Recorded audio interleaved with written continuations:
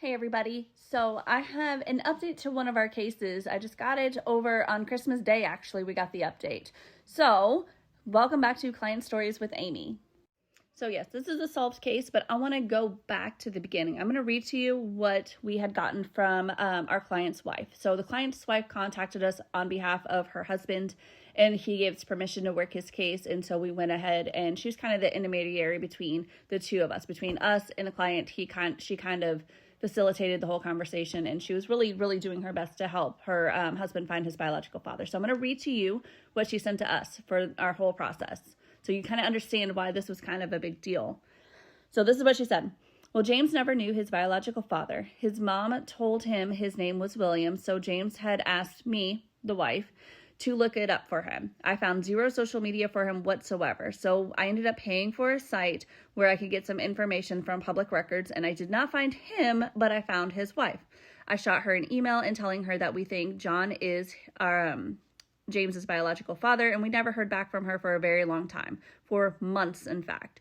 Then she finally replied and said she was just so shocked because she just didn't know that James had existed or that her husband had had another child.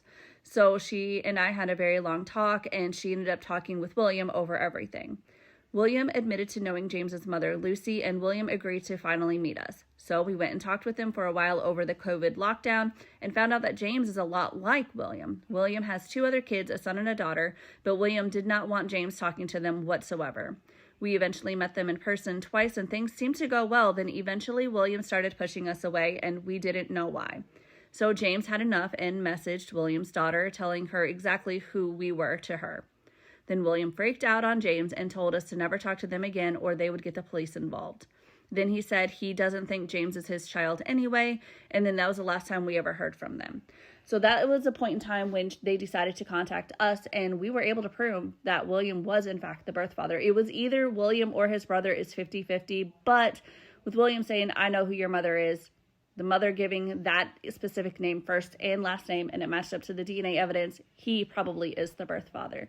So fast forward to last night, Christmas night, and I get a message from the wife again. She's like, guess what? I was like, what's up? I have some news to share with you. My husband has a brand new match.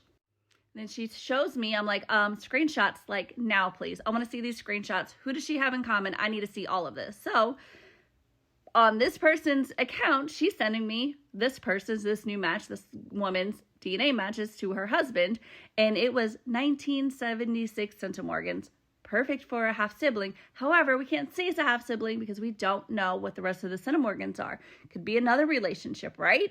So she sends me the screenshots of this person's shared matches, and I can see them, and because I'm so familiar with this case, I can compare it to James's shared matches to see what the centimorgans were to each other, and for this new person to the same matches. And yes, this was a half-sister. William has now 2 illegitimate children. I hate that word, but you get the point. 2 children out of wedlock that he didn't know about, obviously. So I wonder how many more are out there. So I was like, oh my goodness. And at the same time, while she was sharing this match with me, I was like, Merry Christmas to this woman. She found out who her biological father is. And the wife to our client, James's wife, was texting the same thing. It was a Merry Christmas to her because she knew her dad. I was like, you jinx. We said it at the exact same time. But yeah, this woman was trying to find her biological father and took an ancestry DNA test and matched my client. And because I did all the work and everything was so thorough, we were able to say, yep, that confirmed that this was another half-sibling. So that is it for today, and I've got another special case for you guys tomorrow that has a really cool story. So stay tuned for tomorrow. This wasn't one of my cases, sadly, because it's such a cool story, but stay tuned tomorrow. I'll see you guys later, but don't forget to hit like and share. Bye, everybody.